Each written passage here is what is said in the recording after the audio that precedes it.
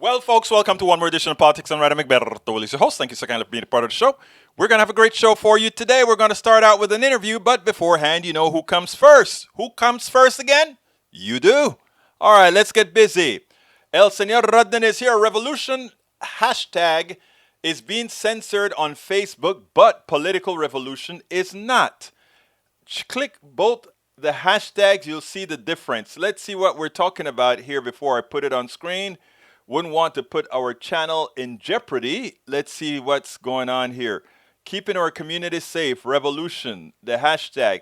Where's the other one that you said you wanted to show? Okay, I'm not going to put that up. If that is giving troubles right now, the last thing we want to do is for me have to go into a retracted fight with Facebook because of some hashtag that somehow we have the minion police is working on that. So folks, take a look at it. Michael has it in the field.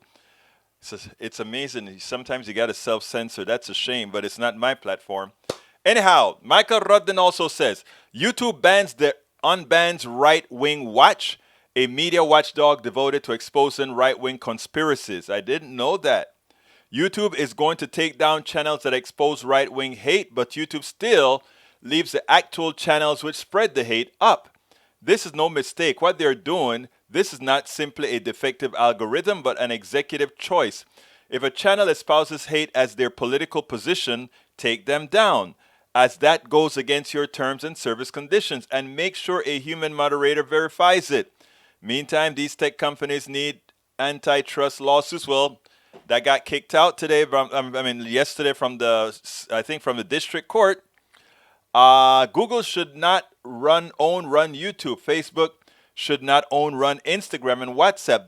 There needs to be market competition against these conglomerate forming monopolists. Notably, many of the right-wing outlets and personalities that Right-Wing Watch chronicles are not currently suspended or banned from posting content on YouTube, while Right-Wing Watch has been booted for merely exposing the comments and content. Something Cal Mantilla,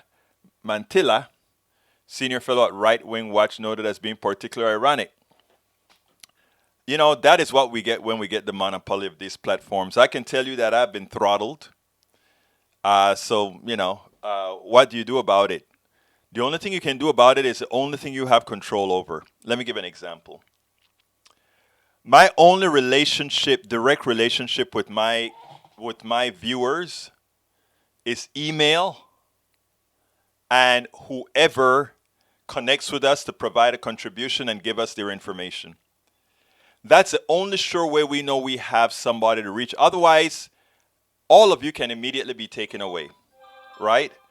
So what we did as a backstop is we threw ourselves on several platforms. That's why we stream at the same time on Twitch, YouTube, Facebook, Periscope. We also Anchor.fm is where we have our podcasts. We also anchor at several other places, including our own website. And why? Because you never know. If you only have one way to reach your viewers, they could cut you at any time. And what we do is we try to make sure to have several avenues. But our ultimate avenue to you is your email address, not your Facebook handle, not your Twitter handle, not any of that, because they can shut us out from reaching you in that domain. Ask Donald Trump. Not that we like Donald Trump, but if you got a conglomerate of businesses that tell Facebook, we don't like politics done right, find a way to get them off, they can. But they'll have to break more laws for me not to get an email to you, for me not to get a newsletter to you. So when you see you're getting my newsletters and so forth, one of the reasons I want to make sure and always keep in touch with you and let you know what we're doing, you don't have to read them every single time. All I ask you is not unsubscribe. I ask you to keep subscribing and ask other people to subscribe, because my only contact with you, my mailing list, I think combined is about 16,000. The radio list I think is like 7,000, and my Substack list I think is like 7,500, something like that. Two different lists. But that's my contact, my direct contact. Now we are seen over by several tens of thousands of people over any particular week. But the only direct link I have with anybody are those email addresses, nothing more. And they could shut you down at any time. And the email is the last thing and hardest thing to shut down. But anyhow, I'm done with that part. Let's see. Fresh demands for immediate U.S. withdrawal as Biden administration bombs Iraq, Syria, says Mehdi Hassan.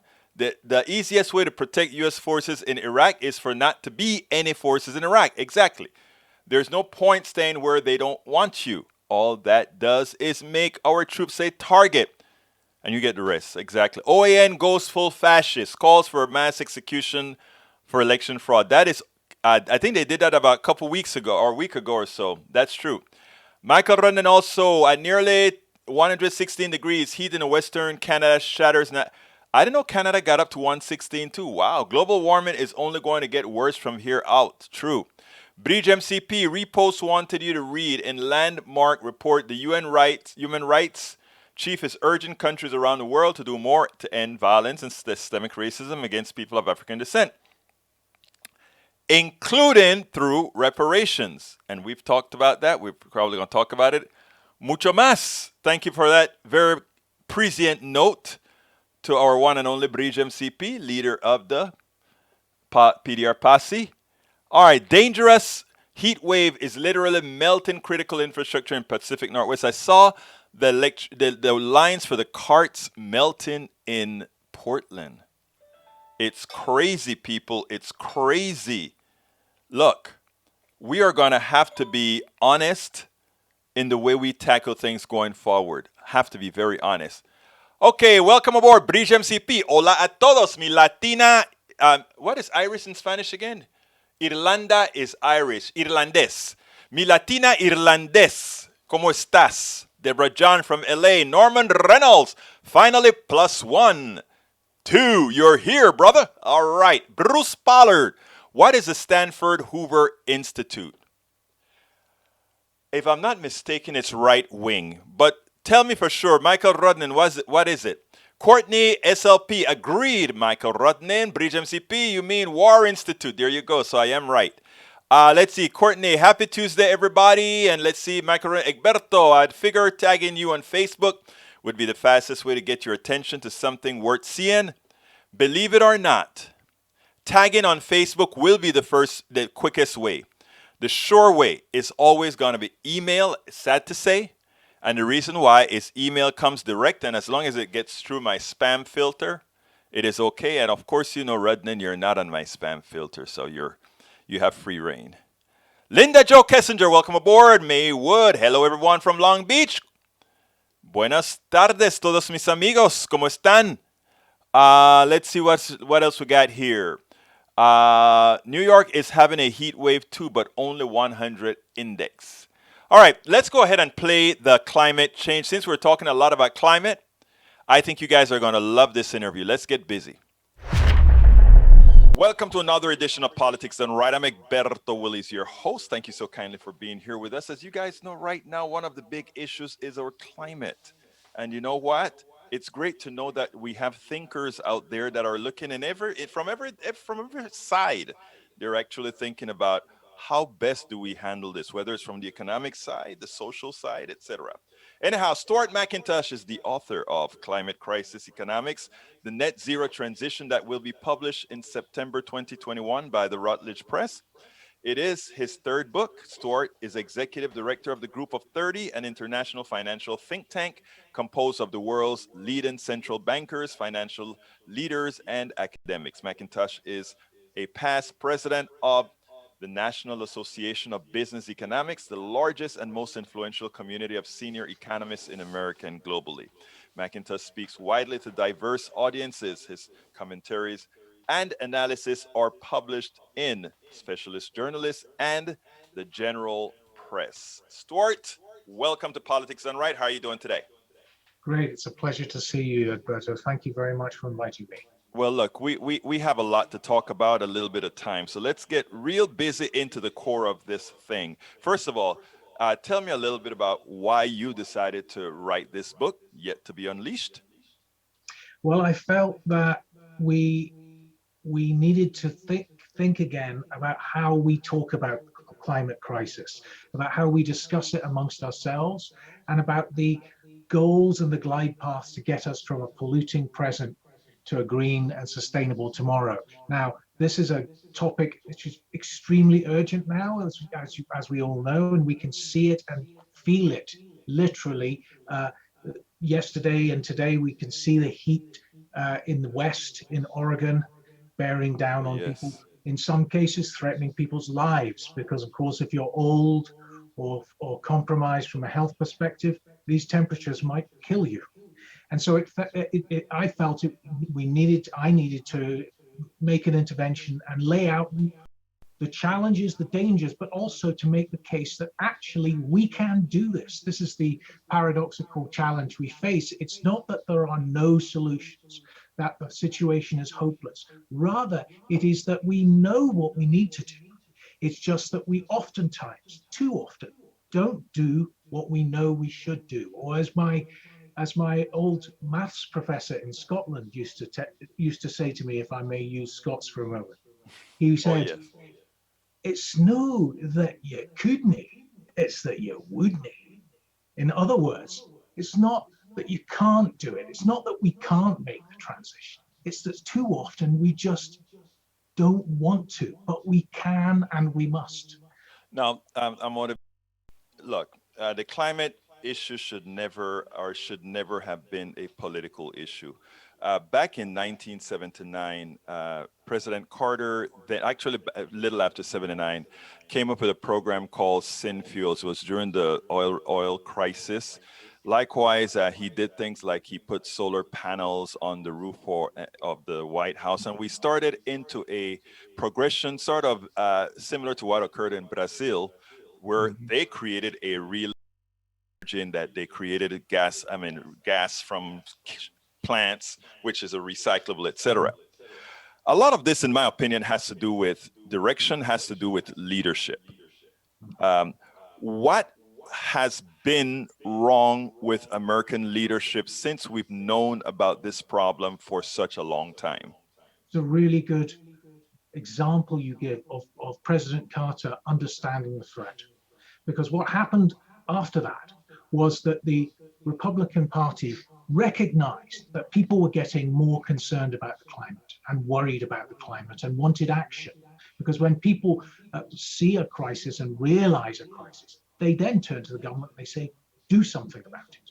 Now, the famous Republican pollster, Mr. Luntz, wrote an epochal memo where he said the way that the Republicans should fight the green surge and the demands for action was to bring this or suggest that the science was in doubt and say that it was still in dispute. Because if the science was in dispute, then perhaps we wouldn't need to act. Whereas if the science was certain, then the voters would say, well, get on with it then.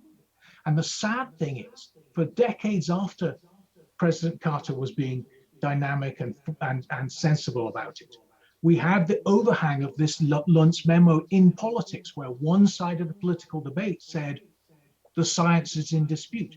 We know that that's not the case. Net zero is a scientific certainty. It is not a slogan. But we've lost decades because of that. Let me just make another point related to the 1970s, which is relevant.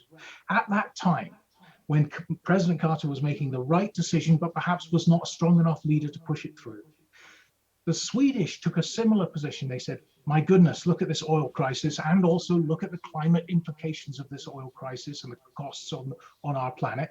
We will instigate a carbon tax. And they put into place a carbon tax. And they have it today, and it's the highest in the world. It's $130 per ton. But as a result of that process that was started decades ago in Sweden, they are now essentially carbon neutral. They've changed their entire economy, and they are a successful social democratic economy with low levels of inequality and high levels of growth. In other words, they've demonstrated you can make the transition. They started earlier, so their costs were less than our costs will be today. But we can do it with, as you say, leadership. You cannot do it without leadership. We need leadership. I'm pleased to see that leadership evident in the United States, in President Biden, in his staff, and and administration picks now. You hear it repeatedly. This is not just sloganizing. This is a real shift, and thank goodness, perhaps we're not too late. Stuart, one of the reasons I think books like you've written and yourself needs a lot more exposure is that too often on the other side, when I talk about the other side, I'm not talking politically now. I'm talking about those who disregard climate change. They have a big voice. Mhm. And for some reason, the mainstream, what we call the mainstream media, tends to give them a bigger worth than they are worth, if you will. Now, you mentioned about how the lost decades. Now, we are likely in the most capitalist country that we have. And one of the definitions of capitalism is the smart allocation of resources, the efficient allocation of resources. And supposedly that means that there should be a market that could discern these eventualities, these things that would create problems. Wouldn't you say that that points out a distinct failure in the way we practice our economic system that right now has us in danger at a tipping point in the world? After all, Yes. between us, a capitalist country, and China, who we like to call a communist country, but is really a communist capitalist country. Capitalism has nothing to do with your political system. Uh, don't you think there is a problem that has to be resolved first before we can really get into this model that you're talking about? Yeah, I mean that is a very important piece, which is we economists have known for decades that the fundamental failure of market economics is to internalize the cost of carbon. We all do it, right? We get on a plane that's super cheap to fly short distances, spewing out carbon dioxide. We drive cars that are very polluting. We perhaps eat too much meat and make ourselves unwell, or at least a little bit overweight. There are all these things that we do where we're not internalizing the cost because the policymakers haven't made that determination. They haven't said, look, we need to price things realistically, and a realistic pricing includes the damage that you're doing to produce that good. Now, in most cases, it wouldn't create a dramatic, disastrous change to everyone's life. No. Would your burger be fractionally more expensive? Yes, it would. Would the flight you take be slightly more expensive? Yes, it would. Some policymakers, like in France, are taking more radical steps. So they're doing, for instance, in France, if the journey is less than 3 hours, you can't take a plane. You have to take the train if the train is available. In other words, they're telling the airlines where there's a functioning high-speed rail network over this distance, you cannot fly there because it's too polluting. Now, that's a radical solution. Now, I'm not suggesting we can get to that solution in America because America is much more market oriented. But what we can do is say to the businesses and to even us as consumers that we have to pay the real price of what we're doing. And we know that when you do that, people change. Take, for example, this tiny small change that was done recently in many communities in DC, where they said, okay, you can have your plastic bag at the grocery, but you've Yes. got to pay an extra 5 cents. And what they find is that behaviorally, when the person is told, oh, I have to pay an extra 5 cents, I do that. It's, 5 cents is nothing. But it triggers in our minds, God, why I'm not doing that. Now everybody carries their own bags. I know you do, I know I do. So the point I'm making here is you need to change those incentives, and small shifts in incentives can have very large and significant changes in behavior. And the market system can accelerate things very rapidly. So for instance, with the announcement by GM uh, last year that they were going full on into EVs, it changed all of the calculus for the rest of the automobile industry. And I can say that I just recently, and this is not an advert, this is just showing you I'm responding to, that I put my deposit down for the F-150 Lightning. Hey, this thing's going to go from zero to 60 in 5 seconds, and it's carbon neutral. It's fantastic. I'm And totally going for it. look, let me tell you, I'm an engineer by training, and when I saw that F-150 pulling a train, a full locomotive. It was like, what people don't understand is with electricity, you have more control, better Yes. gearing, etc., that allows you a small device like that to pull a train, which a combustion engine is a bit more complicated to Yes. do that. So it was great seeing that, and it's great that you have it down on the F-150. And the thing about that example, and there are many examples like this on when we talk about how we get from here to there to net zero, it's not simply a cost. Oftentimes there are really superb innovations involved in that shift. And so what it means is I get a better product. Well-paid jobs are created in America for union workers producing American goods, and you get more jobs in that new sector, which pay better than the old jobs, because that's one of the things we've seen from the pandemic response is that people realize that maybe a lot of jobs are undervalued and we need to rethink about how we pay people and what we pay them for. And I think the future, the green globalization 2.0, I like to call it, is going to actually be more prosperous, potentially more equitable, and of course sustainable. So it's not a question of this is going to cost me, we can't afford it. It's no, the future can be better, and moreover, we must afford it. That last statement that you made is extremely important. We must, we must. That word must, because you gave some good reasoning. You point out that yes, it can create more jobs. Yes, it can be more prosperous. And yes, we can use it as the platform to make our systems more equitable. Now, that said, it's not really true that it definitely has to make us more equitable, right? We could still Right. have the master on the top making all the spoils like he does right now. Where capitalism sort of skews everything up. We can use this as a reason to make things more equitable, and it's almost like a restart. But here's my question: why is it that we have to sell saving the planet, ultimately saving our lives, by selling to make things more prosperous? Oh, it's going to Right. make more jobs. It seems like if this is something that is existential, that shouldn't even be a part of the equation. That's right. And so it's a tension. Some people will resonate with the job narrative and understand, and Right. we need to sustain the economy anyway. We can't say to people you can save the planet but you will live in penury. That's not going to work as a political matter. So you need to have a narrative that says how tomorrow, a green tomorrow, will be a better, more equitable and stronger, potentially more equitable uh, uh, existence. However, you're absolutely right. There are ethical and moral reasons why we should do this anyway.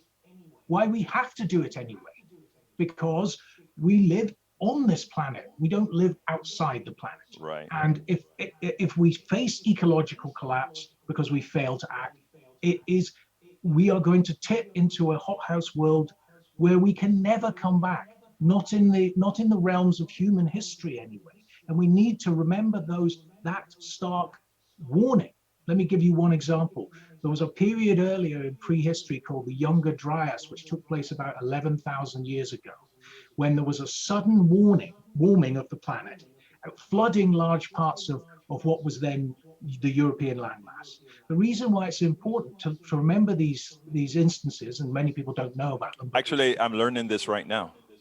is that people think that climate change goes slowly, slowly, and it's very diffuse, and okay, the temperature's gone up just a tiny bit, but let's not worry, right? Because it seems like that. You get every year there's about two additional parts per billion in carbon dioxide added to the atmosphere. Now it's at 414 parts, which is the highest level in human history. We should be extremely worried about that. But it seems to be so gradual that most of the time it doesn't worry us. But the real danger is that what happens actually in complex climate systems is that it goes slowly and then you hit a sudden breakpoint, you can't tell when it's going to happen, and boom, everything changes. So in the case of the Younger Dryas, there was an increase in temperature of 10 degrees C over a decade. Oh, Consider that. It's a staggering increase. So the seas rose, large parts of the landmass of Europe disappeared beneath the waves. They've never been seen since. Before that, my ancestors could walk from Scotland to mainland Europe. You can't do that anymore because the seas rose. So the point I'm making here, and this is going to your point about why we do have to have a sense of urgency. And it's not just about short-term economic benefits. It's about the sustainability of life on Earth. And we see those danger signs all over the place. We see them in California in the drought and the fires in California. We see it in Australia with the terrible, terrible fires. We see it in Bangladesh last year, where there was over a third of the country submerged by water. We can see it again and again, and so it's both an economic argument, but it must be one also of consistent urgency, because we know from the pandemic response, from COVID, the best thing to do when you confront a crisis is act immediately. Don't delay. The longer you delay, the worse the outcome. Absolutely. So I have two more important questions. First one is an economic system is human made. We created an economic system to serve us. As we look at the entire earth today, there are a whole lot of people on the earth. There's a whole lot of work to be done.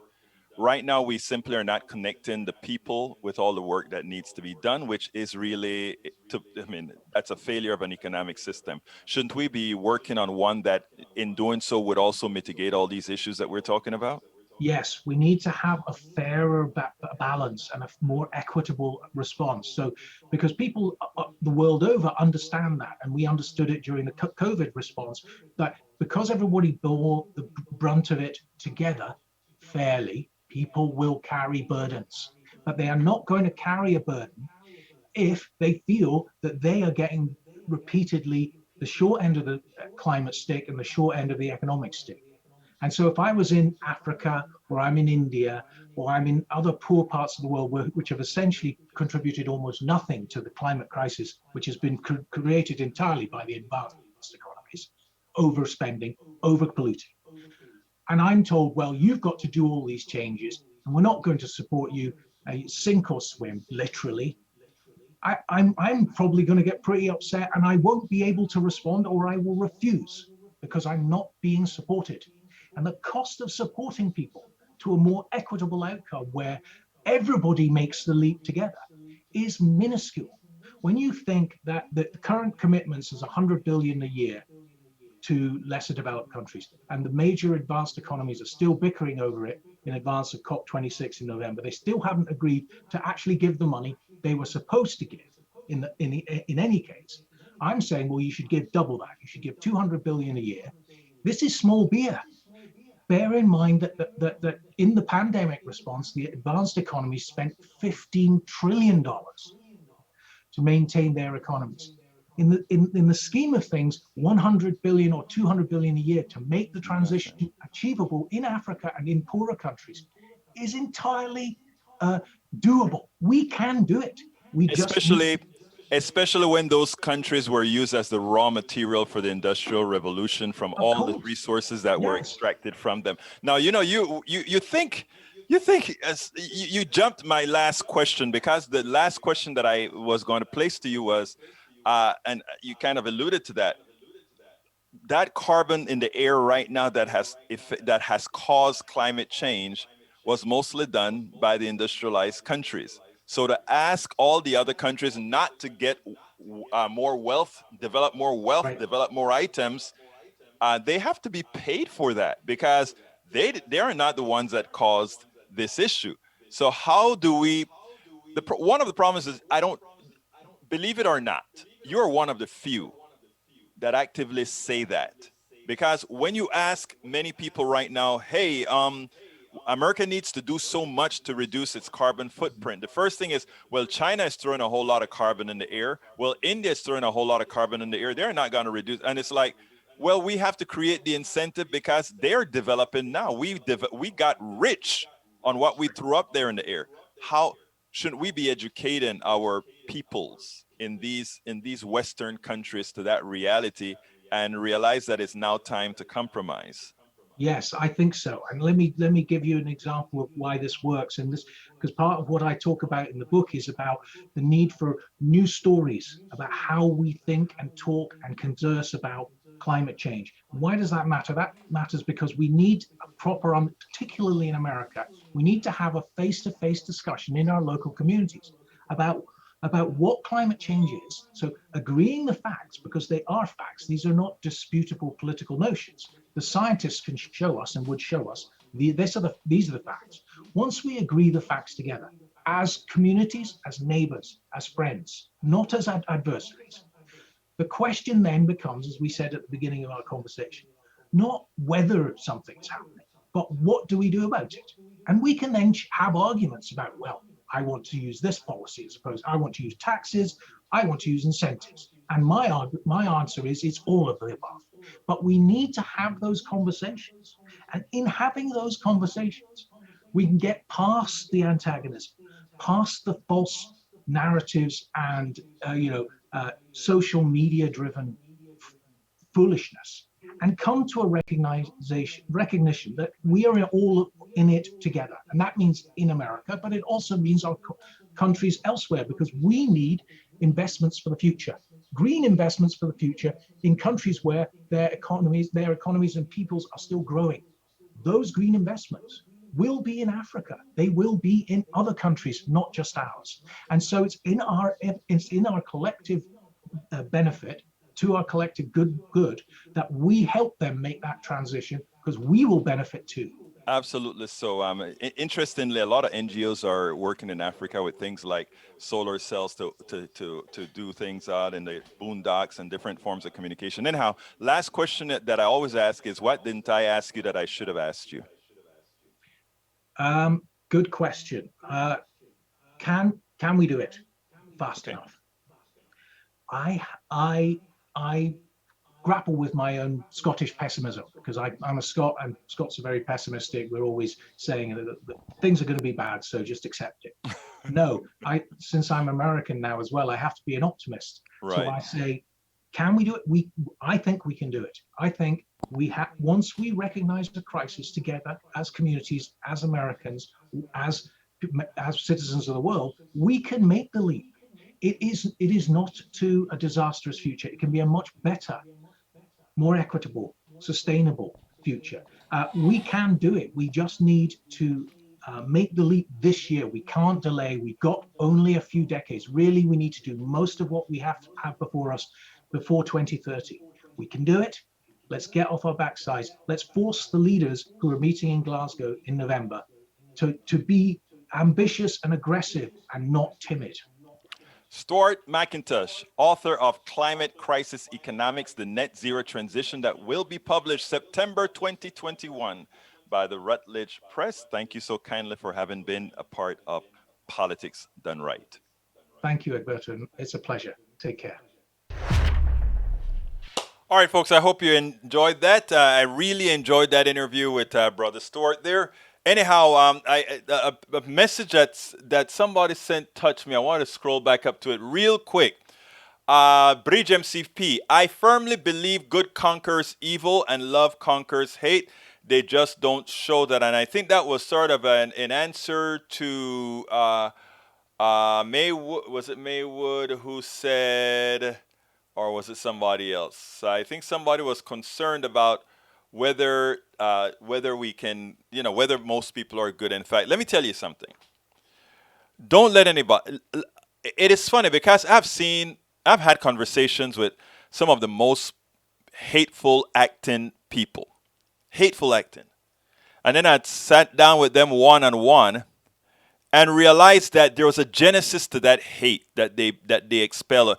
Many times it used to be a protective facade, or there was always something there. But ultimately, when you got under them, you realized, man, that person is actually not bad. They're just XYZ. Again, I repeat this, and I don't say this for the sake of just saying it. Most people are good. Most people don't want to cause you harm. But our system, hear this is very important. Our system requires that we put each other's at each other's throat because the pathology that governs the 1% that is generally evil. They want everything for themselves. It's intrinsic within the wiring of their brains. They have to create boogie persons. They have to create reasons for us to hit up each other. They have to create false equivalencies. They have to make it that, you take a look at what Republicans and Democrats are fighting for. That much. But the things that they all want, when you add it up, it's like, damn, why is it so difficult? Again, it is difficult because capitalism cannot survive without a caste system. A system where we can have people thinking there's a pecking order. And the easiest way to define that pecking order is by someone's hue, right? It's an easy way to do it. So why not do it that way? Otherwise, it would be too complicated. Class on its own is very difficult. Before we continue, I want to go to ask you guys, if you are on YouTube, please click that join button to become a member. If you don't see that join button to become a member, you can actually go to politicsandright.com/YouTube, politicsandright.com/YouTube. Join our PDR posse and also get our cup. Get our cup designed by British MCP. You can get our cup, that particular cup. You can order it directly at this link here that I just placed in the thing.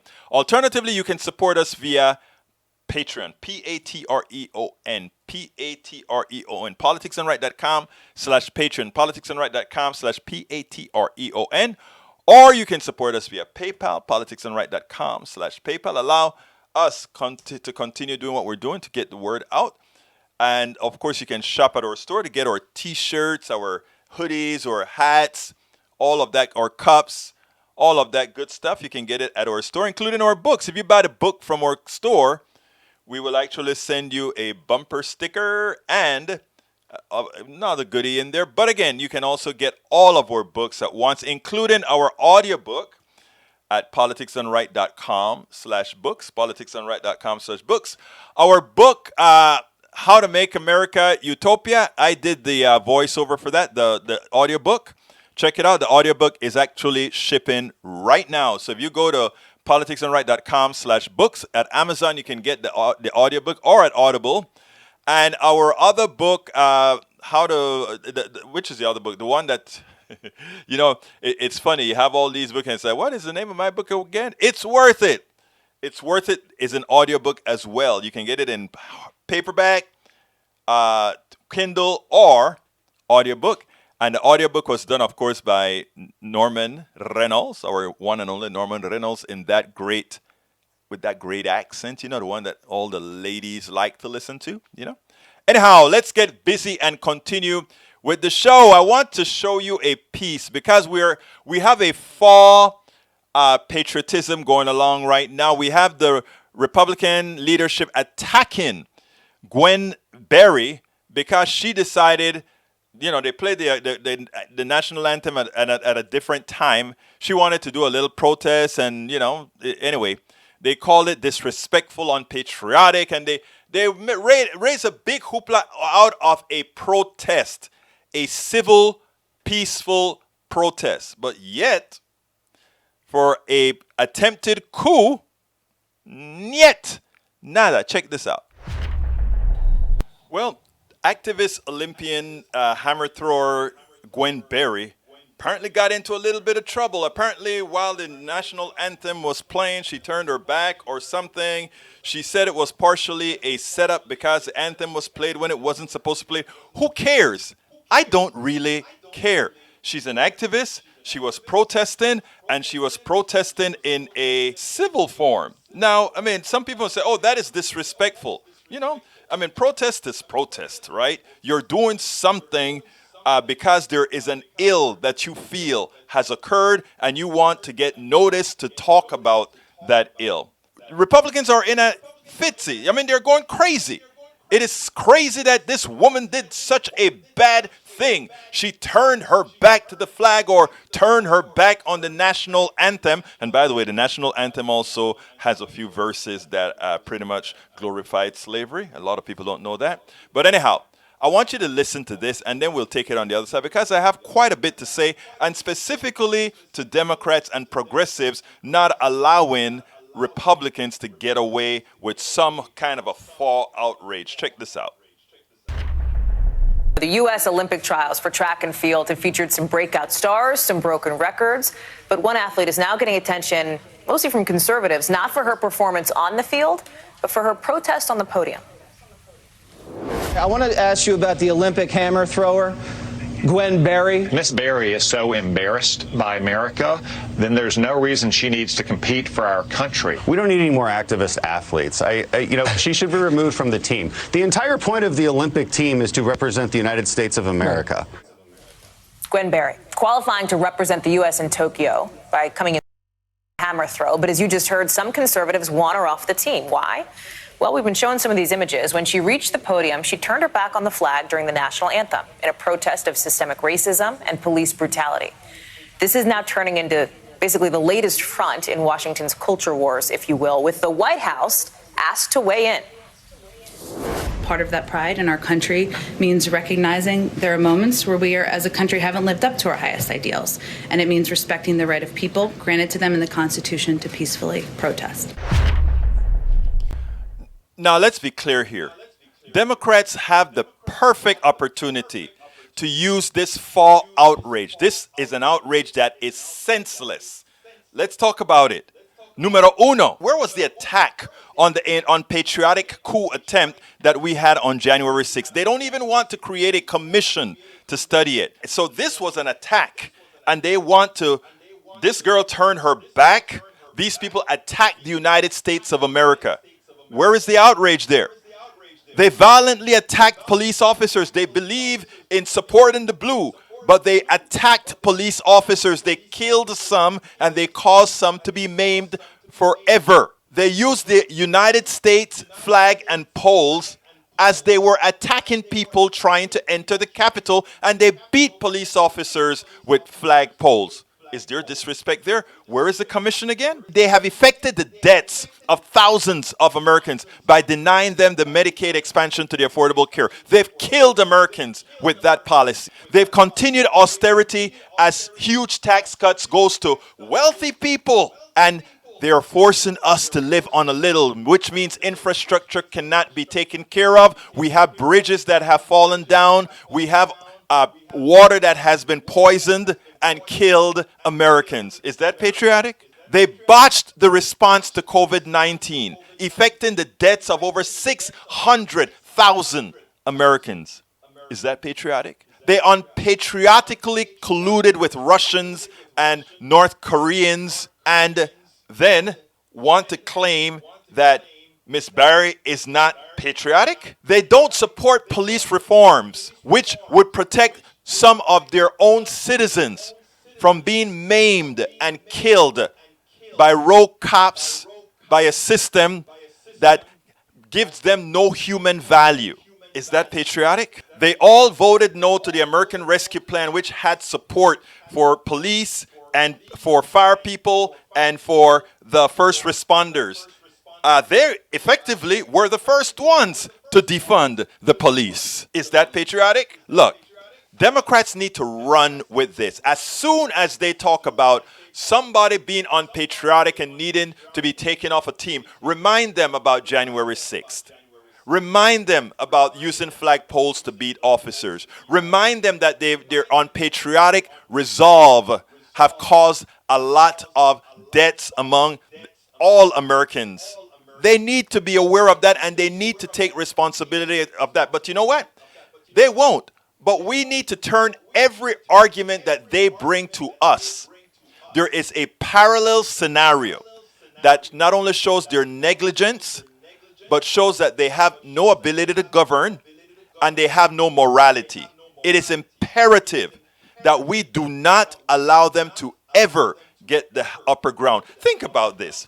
A lot of these protests, these people are protesting ills that have affected many of us. When natives are in the Dakotas protesting.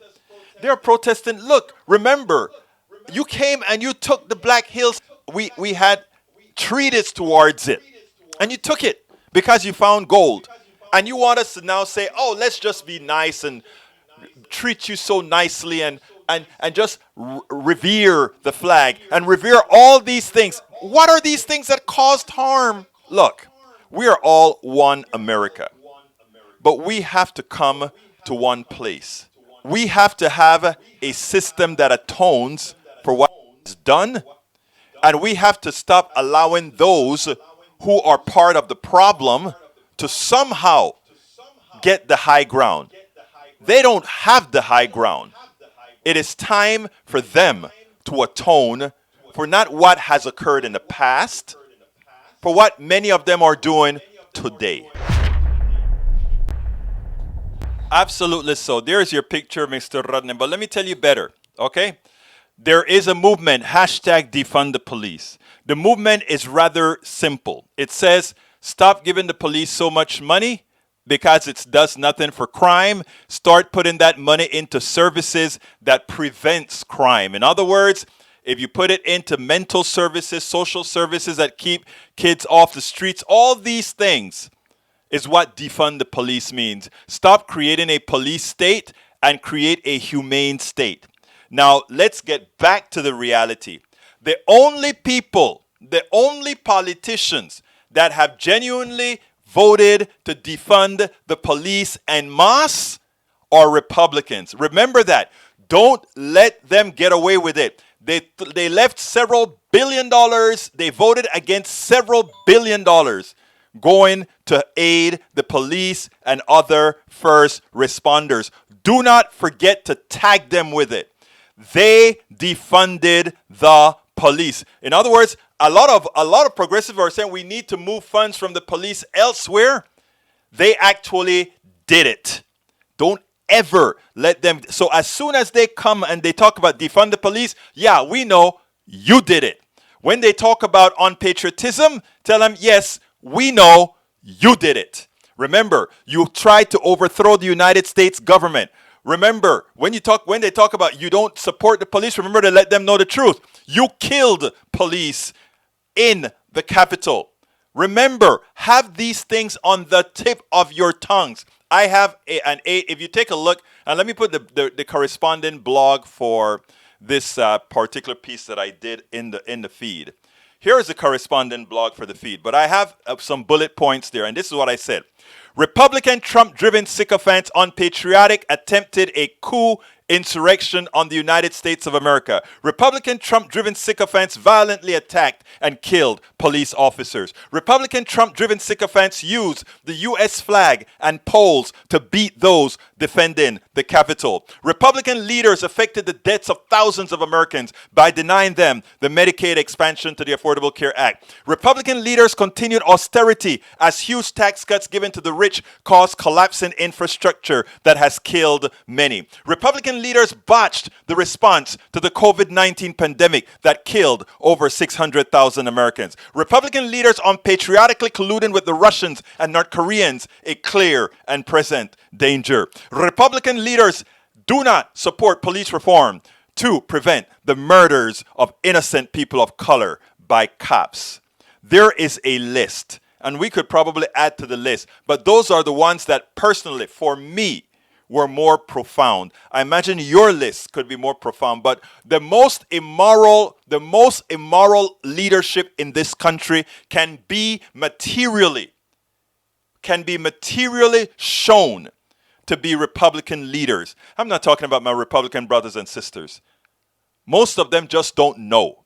But these guys are evil because of what they have to do to maintain the people who support them. Don't forget it. And by the way, there are some Democrats in the center who suffer from the same disease. They're just being catered to right now because their vote is needed. Remember, though, you got to get out there and vote. and make sure and bring in the most progressive set of people possible. Let's see what else I'm having. Eric Hayes. Actually, it goes both ways, my friend. I just explained to you that centrist Democrats follow that same modal. They have cover because they are sort of forced to have to vote with. They can't be left coverless. Okay. Daniel Ladosa, really, how can anybody listen to this rant and not either laugh to begin to have serious concern about your mental health, brother? I don't think people have to concern about my mental health. They just have to go see if what I'm saying is true. And everything that I said there is verifiable, repeatable, 100%. There's absolutely no doubt on those bullet points that I gave there. And it's actually worse if you come to Texas. A lot worse. Because I can talk about how can supporting removing the ability of others to vote other than an un-American, unpatriotic deed. Think about it. Think about it. So therefore, remember those points that I just made there, my brothers and my sisters. Have it at the tip of your tongue. Because what has happened over the since Trump, look, there for a long time, a lot of our Republican leaders, I'm talking Republican leaders. Remember, I want to get to my Republican brothers and sisters, how to talk to your right-wing relatives, friends, and neighbors. But the leaders are the evil ones that are creating. Remember what I said? Most people are good. Most people are good. Most people are good people. But leadership has can actually make good people do bad things. Remember that. Remember that. Okay, so here's the deal. Keep these things at the tip of your tongue. What the Republican leadership has done over the last several years is they have given you the narrative, because all the things that they talk about are projections. All that they talk about are projections. And every time they project, lift that mirror up and put it right up there and hit back with the truth. Hit back with the truth. They are a clear and present danger to America. And don't forget it. Eric, I am not mincing my words with what I'm saying here. What I'm saying here is it is an absolute fact, unrefutable fact, what I'm stating here. And like I always tell my audience, I like to make sure to let them know it's worth listening here, because you know what? Our report says very good. Egberto Willis, look at our bias and look at where we stand as far as credibility is concerned, and look at the places where Republicans get their news from. Fox News, debatable, not credible. Newsmax, debatable, not credible. And of course, OAN is crazy of them all. Completely false and off the chain. So, this is not me saying, this is just how it is, folks. All right. Eric says 2022 will tell the tale, and we'll see if the current policy works out or not. Yeah, we surely will. But that depends on Biden making sure and disregarding the Republican leadership and just pushing the things that America say they want through. Push it through. Egberto does not tell lies. If he is off, he corrects you. Bet your life. If I make a mistake, and I've made mistakes, and I come here and I apologize, look, you know what's the biggest thing? I realize I'm human. We should all do that and understand that we can make a mistake. We can even make a mistake with our vote. I have a few people who've come in to tell me during the Trump administration at the gym, when I was going to the gym before the pandemic, Egberto, I honestly made a mistake. I honestly made a mistake. My vote for Trump was the biggest mistake in my life.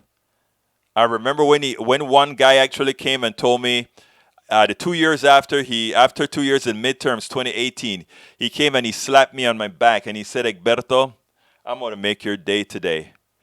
I'm not a Democrat, but I'm voting all Democratic in 2018. And I'm like, really? He said, but I'm not a Democrat, Egberto. I'm a conservative. I said, okay, brother, you're a conservative. But at least you're voting the interest of yourself and you're voting the interest of your country. That's what's important, brother. And we did another back slap, and then he had to turn around again and say, Berto, I'm not a Democrat. I said, okay, it's fine. Still love you, brother. I still love you. You don't have to be a Democrat. I still love you. You know, he was voted all Democrat, but he wanted to assure me that he was not a Democrat. To which I said, I really don't care. I don't care. Just vote the right way. Vote your interests. You know, this guy's an engineer who moved off. I think he moved into, where did he move to? He went overseas to live. But he wanted to let me know he made a mistake. He was going to correct it in 2018. And after he corrected it in 2018, he wanted me to know, but remember, Egberto, even though I voted the same way you voted, I am not a Democrat. I said, okay, brother, love you. Anyhow, folks, we are coming to the end of the program. Please, again, support us. Please, if you're on YouTube, please go ahead and click that join button. If you're not on YouTube, please go to politicsandright.com/YouTube, politicsandright.com/YouTube. Our alternative, please support us at Patreon. We need 1,000 people at Patreon, and we're falling way behind on Patreon, way behind on Patreon. Politicsandright.com/Patreon. And, of course, PayPal, politicsandright.com/PayPal. Look, folks, I couldn't do this without you. You guys are the ones who make this program. Please remember to share. Share, and what again? Share. That is how we can get our message out. And let's love each other, man. Simple, you know, don't hate anybody. You see all kind of folks come here, give me hell, cuss me out, tell me whatever they like, and you don't ever see me rude with them because I am making that bet. As Obama used to say, although I think he said it in a wrong context, when the fever breaks, it's easier to go ahead and talk to somebody who never ever showed you any kind of hate. Daniel Ledo, this is from E2247. Daniel Ledo, Egberto is arguing from the perspective of intersectional theory, making sense because the world is not binary system of just American versus un-American. You are a smart genius. Thank you so kindly, Squeedo. Squeedo just sent us a super chat. Too late to get it on the screen, Squeedo, but I really do appreciate all of you who continue to support us. My name is Egberto Willis. Thank you, Squeedo. My name is Egberto Willis. This is Politics Done Right, and you know how I end this baby. I am what? Out! We spend a lot of time deconstructing the news, trying to parse it into a form that everybody can understand. We try to find those little nitpicks where it flies above the fray, etc.